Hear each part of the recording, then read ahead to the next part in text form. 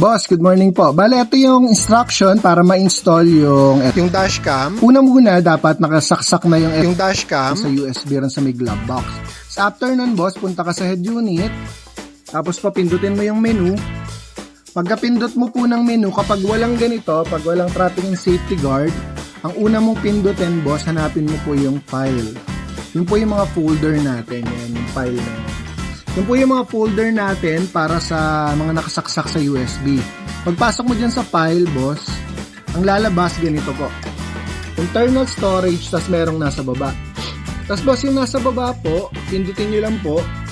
Tapos may makikita kayong APK na DDR APK. Pag pinindot mo po yun, may lalabas po dito sa baba na install. Install nyo lang po yun. Yan, maglo-load siya. Pag sinabi niya installed app installed, so, pindutin nyo lang po yung done. Tapos po, balik na po kayo sa home.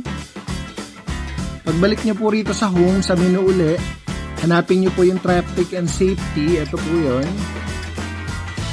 After po sa traffic and safety, pindutin nyo. Makikita nyo na po yung DVR natin gumagana. Pagka nakita nyo po yan, pindutin nyo lang po tong screen mismo kahit saan naman. Pag pindot nyo po dyan, may lalabas sa gilid.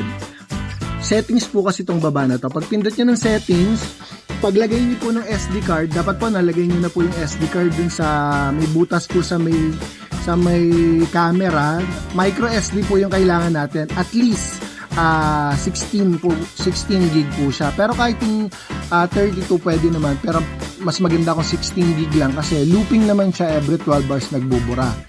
Tapos po boss, pag nakalagay na yung SD card na yon, pindutin nyo lang po tong format para po ma-format lang. Tapos yes nyo lang po yun pagka may SD card na. Makikita nyo po tong sa merong kanan po na top po ng head unit, meron po kayo makikita dyan. Magiging bilog na po yan, tsaka magiging ano na siya. Parang nagbi-blink o bilog lang siya. Ibig sabihin po nan, indication po na nagre-record. Tapos boss, andito naman po yung playback. Ulitin ko pa boss ha. Bale, pumindot lang po kayo sa screen. May lalabas po sa gilid. Andyan na po yung settings sa baba. Nandyan din po yung playback. Yan po, boss. Tapos po, boss, pag in-start nyo po yung sasakyan, automatic na po yun na magre-record, hindi nyo na po kailangan pindutin. Yun po, tas every 12 hours po nagbubura siya. Yun lang po, boss.